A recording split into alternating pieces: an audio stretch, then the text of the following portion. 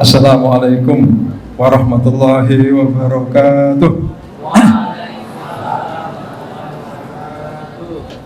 Alhamdulillahilladzi anzala as-sakinata fi qulubil mu'minin yazdadu imanan ma'a imanihim. Nasyhadu an la ilaha illallah wahdahu la syarikalah wa asyhadu anna sayyidana Muhammadan abduhu wa rasuluh. Allahumma shalli wa sallim ala nabiyyina Muhammad wa ala ali Muhammad. Qala ta'ala fi kitabihil karim, a'udzu billahi minasyaitonir rajim. Lan tanalul birra hatta tunfiqu mimma tuhibbun wa ma tunfiqu min syai'in fa innallaha bihi alim. Shadaqallahul adzim. Amma ba'd. Jamaah salat Isya dan tarawih yang semoga Allah berkahi untuk kita semuanya.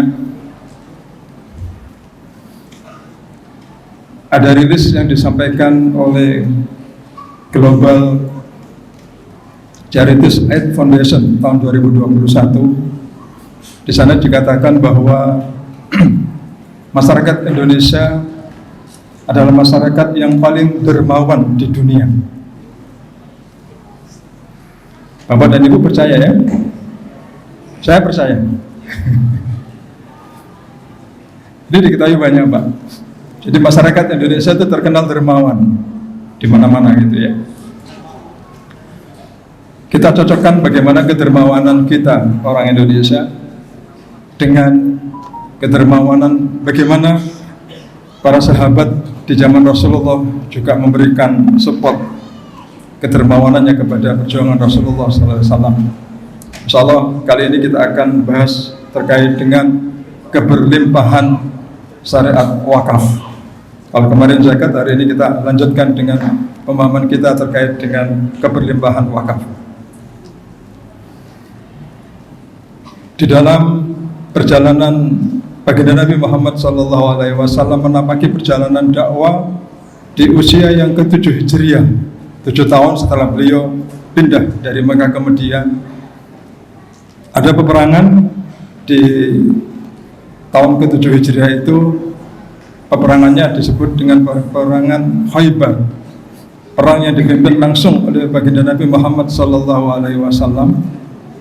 ya bersama para sahabat untuk menumpas orang-orang Yahudi yang ada di Khaybar. Jarak Khaybar itu 169 kilo, ditempuh dengan berjalan kaki, naik unta, belum ada pesawat gitu ya. Lama peperangan itu, akhirnya dimenangkan oleh kaum muslimin. Khaybar itu daerahnya oase, jadi subur. Nah, ketika menang pasukannya dipimpin oleh Rasulullah, maka ghanimah jatuh ke tangan kaum muslimin. Usai perang, Sayyidina Umar ibn al-Khattab mendapat bagian tanah di Khaybar itu yang cukup luas, ya penuh dengan pohon kurma yang rimbun dan sangat diminati oleh siapapun, termasuk Umar radhiyallahu anhu sendiri. Umar sangat menginginkan harta ini dalam bentuk rampasan perang atau harta kebun di Khaybar itu. Kemudian Umar mendatangi Rasulullah SAW untuk meminta perintah, apa yang engkau perintahkan wahai Rasulullah terhadap hartaku yang aku paling menyukai ini. Ini sunnah jamaah. Jadi kalau dapat kabar baik, dapat harta warisan gitu ya, datang ke ulama, datang ke kiai, minta arahan gitu ya. Ini dilakukan oleh Umar ibn al-Khattab. Nah, apa yang diperintahkan oleh baginda Nabi Muhammad SAW kepada Umar ibn al-Khattab, in syi'ta habasta aslaha fatasaddaqta biha. Jika engkau mau, kata Rasulullah, sekiranya engkau mau wahai Umar, in syi'ta habasta. Habasta itu nama lain daripada wakaf. Tahan hartamu di Khaybar itu, kebunmu di Khaybar itu, watasaddaqta biha, dan sedekahkan manfaat dari harta atau kebun di Khaybar ini. Inilah yang menjadi dasar syariat wakaf. Cukup sederhana, yaitu dengan menahan asalnya, habasta aslaha fatasaddaqta biha. Gitu ya. Nah, dengan catatan lanjutan dari riwayat itu, la yuba'u jangan dijual. La yuhabu, jangan dihibahkan. Wala yurasu, dan jangan diwariskan. Syarat wakaf itu Pak, ditahan asalnya dan kemudian dialirkan manfaatnya. Tidak boleh dihibahkan, tidak boleh dijual, dan juga tidak boleh diwariskan. Gitu ya. Sedikit saya lanjutkan. Tidak hanya Umar, tetapi sahabat yang lain seperti Abu Talha. Tadi saya membaca ayat lan tanalul birra hatta tunfiqu mimma tuhibbun. Ya, sekali-sekali kamu tidak akan sampai kepada kebajikan yang sempurna hatta yunfiqu mimma tuhibbun, sebelum kamu menginfakkan dari sebagian harta yang kamu cintai. Mendengar ini, Abu Talha langsung bergegas kepada baginda Nabi dan menginfakkan dan mewakafkan. Tas. Habis baterai ya? Tas. 1, 2, 3. Halo? Tas. Abu Talha datang kepada baginda Nabi Muhammad SAW. Beliau menghibahkan atau mewakafkan kebun Bukhairah yang ada di Madinah. Saat ini karena Masjid Madinah terjadi perluasan, maka kebun Bukhairah yang milik Abu Talha itu sudah masuk dalam perluasan Masjid Madinah Al-Munawwarah. Ya. Jadi sahabat itu kalau mendapatkan perintah, apalagi turun ayat, mereka langsung bersemangat, Pak. Ya, untuk bagaimana memenuhi seruan dari perintah itu. Pun juga itu dilakukan oleh Utsman bin Affan ketika terjadi paceklik di kota Madinah, dan hanya ada satu sumur, dan sumur itu dimiliki oleh orang Yahudi. Ya, sumur Ar-Rumah, namanya Rumah, ya, Rumah atau Rumah, gitu ya. Sumur ini dikuasai oleh Yahudi. Kemudian Rasulullah melihat kaum muslimin membutuhkan air itu, dan kemudian beliau sampaikan, barang siapa ya yang membebaskan sumur ini, maka pahalanya adalah surga. Langsung kontan itu Utsman bin Affan mendatangi Yahudi dan menawar untuk dijual. Ya, di saat paceklik semua orang membutuhkan itu, dan kemudian terjadi seruan untuk membebaskan sumur itu untuk dibeli kaum muslimin. Tentu Yahudi nggak mau. Ya, didatangi Utsman, negosiasi nggak mau. Ini sumur yang aku punya satu-satunya. Ya, saya nggak mau jual berapapun harganya. Tapi Yahudi masih kalah pinter sama orang Islam, sama Utsman bin Affan. Maka jangan dianggap bahwa Yahudi itu pinter, Pak. Enggak, Yahudi itu bodoh juga. Gitu ya.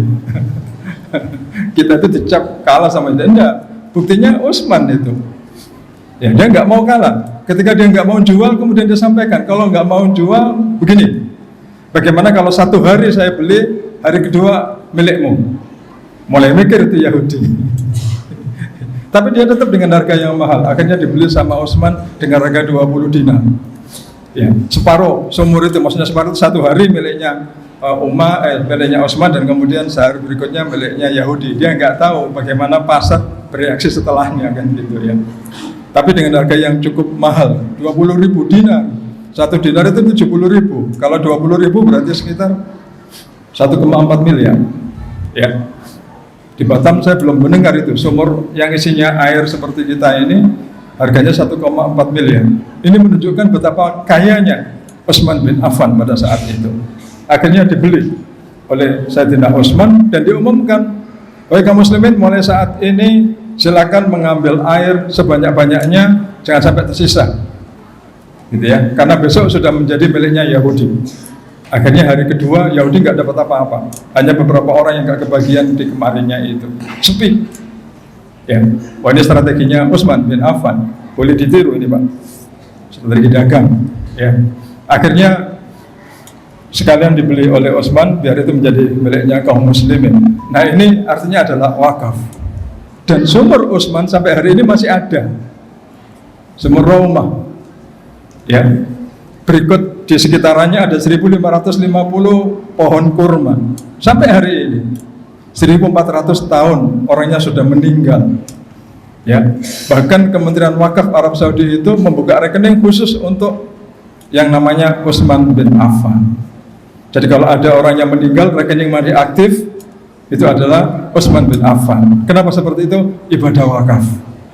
Maka jangan pernah menyaksikan kalau ibadah wakaf ini tidak memberikan dampak keberlimpahan. Buktinya yang tadi kita sampaikan 3 sahabat mulia Nabi itu. Banyak cerita-cerita yang lain untuk itu.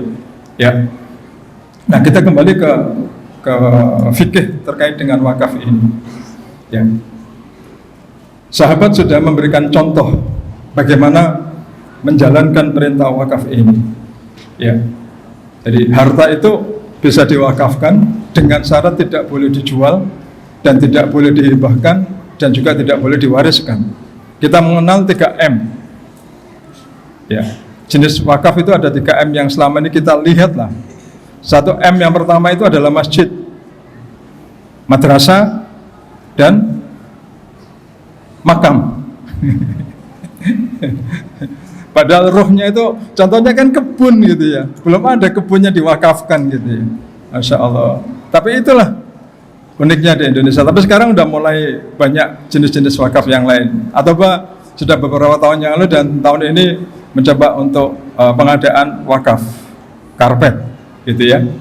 Nah, wakaf ini ibadah yang terus mengalir. Beda wakaf tentu beda dengan infak. Kemarin kita sampaikan bahwa wakaf adalah sedekah yang sifatnya materi dan sunnah. Sunnah itu ada infak, ada sedekah, dan ada wakaf, gitu ya. Kalau infak itu sekali, tapi kalau wakaf sekali, tapi pahalanya itu mengalir terus. Idza matal insan in qata amaluhu, ketika meninggal seseorang itu illa min salasin, kecuali ada 3 kan. Yang pertama adalah sedekatun jariyah. Jadi sedekah jariyah inilah wakaf itu. Ada ilmu yang tafa'ubi dan wawalidun salihun yada'ulah. Nah, sedekah jariyah ini adalah wakaf. Dikatakan jariyah karena memang dia akan mengalir selama-lamanya. Mengalir selama-lamanya. Ketika ibu dan bapak mewakafkan ya, tapi nanti ada konsekuensinya ketika diakadkan sebagai wakaf. Karena wakaf itu mensyaratkan ada tidak hanya wakif, orang yang berwakaf itu namanya wakif, tapi ada nadhir, ya, orang yang memang diangkat untuk mengelola harta benda wakaf, gitu ya. Dan kemudian objeknya ada dalam bentuk karpet tadi itu, dan kemudian nadhir ini punya kewajiban untuk merawat, untuk mengelola, menjaga, gitu.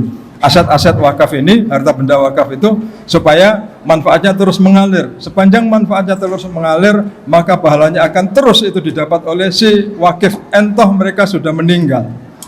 Tadi disebut almarhum, almarhumah, begitu kan. Insya Allah itu sampai, Pak. Ini karpetnya dipercepat, Pak Sugi. Biar almarhum itu menunggu itu di sana, nih mana ini saya sudah dibayarkan wakafnya. Berapa hari lagi itu dipercepat? Enggak hanya 3 itu, Pak. Yang sujud kan banyak itu ya. Itu Pak Rusdi di soft keberapa itu? Itu 2, 3, 4, 5, 6, 7. Insya Allah akan terus itu ya. Nanti kita bantulah. Kaum muslimin ini kaya. Tadi kan statement di awal bahwa umat Islam ini dermawan, Pak. Tinggal kita bagaimana mengetuk. Ya. Orang-orang Islam, kita semuanya ini untuk bisa berbagi. Ya, hari ini tema kita adalah terkait dengan wakaf. Jadi wakaf seperti itu, bedanya dengan infak, gitu ya. Ada kewajiban yang harus dilakukan oleh seorang nadhir sebagai pengelola harta benda wakaf terkait dengan harta wakaf ini. Nah, wakaf hari ini tidak hanya ada wakaf yang berbentuk aset, bergerak maupun tidak bergerak, gitu ya. Dan ada yang juga dalam bentuk uang atau wakaf tunai. Maka wakaf dikenal ada 2, wakaf uang sama wakaf melalui uang. Wakaf karpet itulah adalah wakaf melalui uang, yaitu wakif memberikan harta, memberikan uangnya untuk dibelanjakan sesuai dengan objek wakafnya. Kalau programnya adalah karpet, ya karpet. Kalau objeknya adalah kubah masjid, ya kubah masjid. Kalau objeknya adalah kipas angin, ya kipas angin. AC, ya AC, gitu ya. Mimbar, ya mimbar. Kira-kira gitu. Atau masjid, ya masjid. Madrasah, madrasah. Sekolah, sekolah. Atau wakaf tunai. Kalau wakaf tunai, wakaf uang. Jadi wakaf itu uangnya. Kalau wakaf melalui uang, itu uang bukan sebagai objeknya, tetapi sebagai benda yang kemudian dirupakan sesuai dengan maksud atau mauquf alaih daripada wakaf itu yang tadi dijelaskan. Tapi kalau wakaf tunai berarti dia wakaf uang. Ya memang uangnya itu yang diwakafkan. Kemudian disatakan di sana sebagai apa? Kita tinggal kemudian di sana. Misalnya masjid ini akan membuat badan usaha, gitu ya, untuk modal simpan pinjam, nggak apa-apa. Itu boleh. Jadi itu menjadi modal. Dan kalau dia wakaf tidak boleh ada penambahan kelebihan daripada itu, kecuali manfaatnya itu diputar kembali dengan modal bagi hasil, baik itu akad mudharabah, musyarakah dan lain sebagainya. Jadi ada wakaf uang, ada wakaf melalui uang. Untuk tenggatnya tidak juga mesti harus lama-lamanya.